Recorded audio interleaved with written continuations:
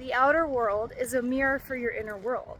And that if your outer world is not what you want it to be, then you need to fix your inner world. But how do you become conscious of what your inner world is? If you're not in touch with yourself and you don't sit and ponder and think like, oh, what is my inner world? I'll give you a little hack. And it's so simple. The hack is start scrolling like you do every single day. Start scrolling and see what pops up on your social media. Is it positive influencers talking about positive things like yours truly? Or are you seeing people who make fun of relationships and dating and how horrible men are and how horrible women are and men are assholes and women are bitches? Are you seeing comedians making fun of people being unhealthy? Or are you seeing the news? Are you seeing things that make your blood boil? Are you looking at horror stuff?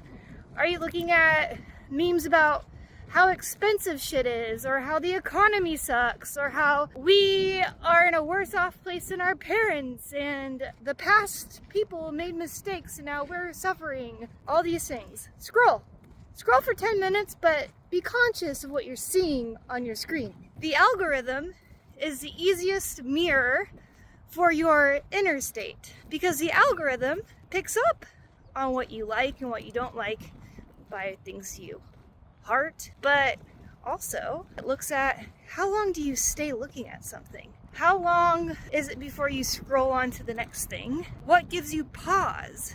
Because what gives you pause is what draws your attention, and what draws your attention reflects your inner soul and your inner thought processes. And so you're being automatically fed what your biosphere is giving off to the powers that be who control the algorithm. So yeah, if you take a moment and look and really think about what you're being fed, it's only because you've fed it back. It's what you're giving to the world, to your essence online. So it can be quite a challenge. And one thing I would suggest doing is, if you're getting a lot of negative things, and honestly, like I said, comedians make fun of a lot of things and we laugh at things, but things that are jokes are still serious. We can joke about how much things cost, but that's feeding into your lack mindset.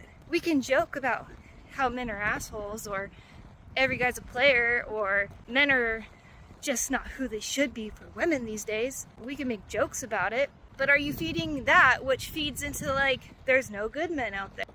There are good men out there. I know quite a few men who are amazing. And like the jokes about like how hard it is to be healthy and temptations and binging and drinking and all that stuff, like we may laugh at it, it may be funny, but is that reflecting your mindset that you can never give up your addictions? Is that feeding into the mindset that, well, everyone suffers from this, so there's no point in trying? Be very cautious. Also, they say that your inner world is reflected by the people you surround yourself with.